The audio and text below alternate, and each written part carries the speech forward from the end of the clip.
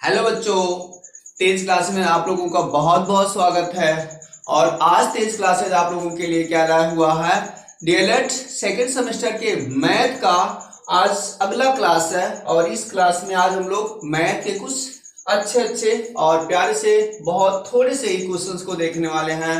और ये क्वेश्चंस बहुत अच्छे हैं और इनको आप समझेंगे भी इतने अच्छे से कि फिर आप भूल नहीं सकते। और आगामी परीक्षा में तो ये एकदम आने लायक हैं। तो देखते हैं क्या कह रहा क्वेश्चन।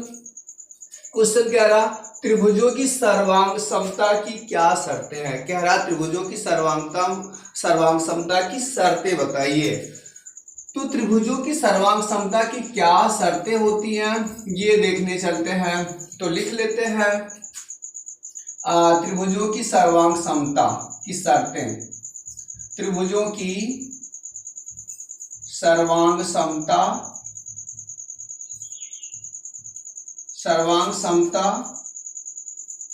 की शर्तें। कितनी शर्तें होती है त्रिभुजों की सर्वांग समता की? त्रिभुजों की सर्वांग समता की तीन शर्तें होती हैं। तीन शर्तें होती हैं। पहली शर्त, इसे आप हेडिंग कर लेंगे और फिर नंबर 1 करके लिखेंगे। त्रिभुजों की सर्वांग समता की शर्तों में नंबर 1, कोण भुजा कोण। कोण भुजा कोण जिसे क्या कहते हैं? ए एंगल साइड एंगल कोण नियम। तो त्रिभुजों की सर्वांग का ये पहला नियम है, पहला शर्त होता है। दूसरा शर्त कौन सा होता है? दूसरा होता है भुजा कोण और भुजा। दूसरा शर्त ये होता है भुजा कोण भुजा। ये होता है जिसे आप कह सकते हैं यस साइड एंगल साइड नियम। तो ये त्रिभुजों के सर्वांग समता का दूसरा नियम होता है। और तीसरा नियम क्या है? होता है भुजा और भुजा। ये तीन होते हैं। तीसरा नियम होता है यस साइड नियम। तो इस तरह से त्रिभुजों के सर्वांग समता के तीन नियम होते हैं। अच्छा, अगला क्वेश्चन क्या कह रहा? कह रहा पूर्ण संख्या 6, 9 और 11 को लेकर साहचर्य नियम की पुष्टि कीजिए। साहचर्य नियम को सत्यापित करना है। तो हम क्वेश्चन नंबर दूसरा देख लेते हैं। क्वेश्चन नंबर 2 क्या कह रहा? क्वेश्चन नंबर 2 में कह रहा संख्याएं कौन कौन सी हैं? 6, 9 और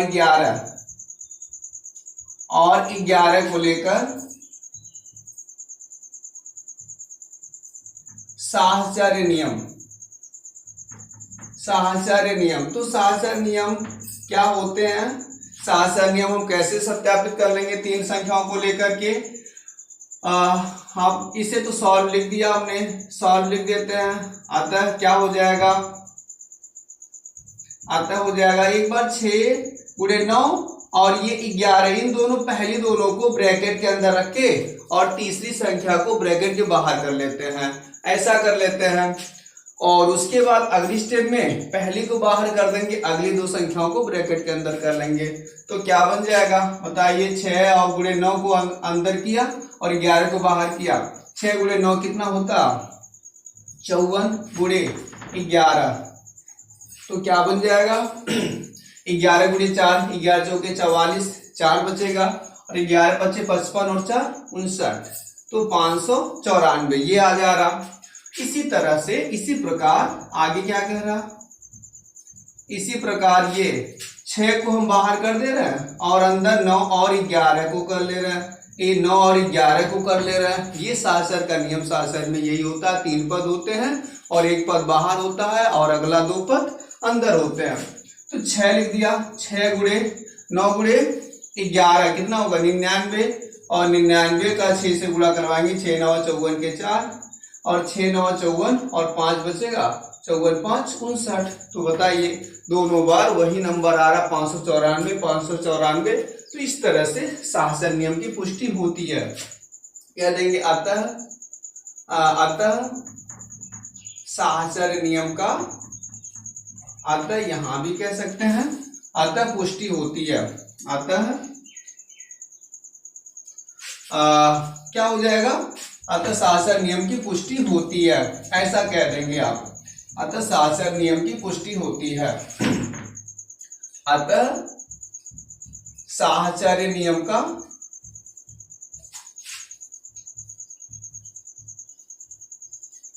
की पुष्टि होती है।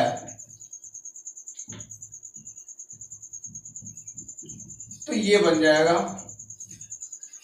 अगला क्वेश्चन क्या कह रहा, अगला कह रहा है यदि एक समचतुर्भुज के विकर्ण इतना 26 सेमी और 12 सेमी है तो समचतुर्भुज का क्षेत्रफल बताइए। बहुत अच्छा क्वेश्चन और बहुत परीक्षाओं में ये आता है और होता बहुत आसान है।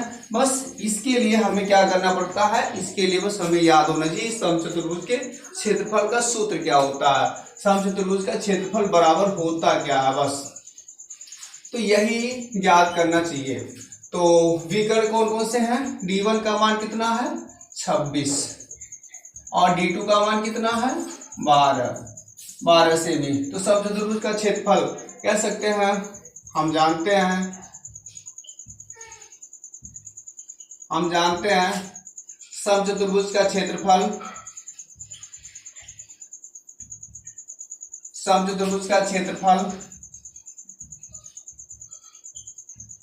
बराबर 1/2 d1 इंटू d2 यही होता है।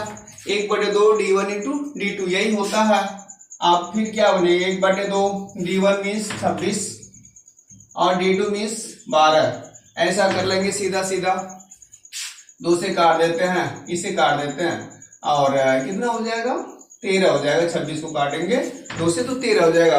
अब 13 गुणे 12 करना है। बताइए कितना आ रहा, 12 का 3 से 12 3 36 की 6 हासिल कैरी 3 हो जाता। 12 का नंबर 12 और 3 15 156। तो 156 सेमी स्क्वायर ये बन जाएगा।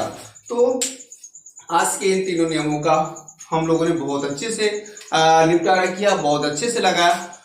तो उम्मीद करते हैं ये सब पूरा समझ में आया होगा। तो मिलते हैं अगले वीडियो में।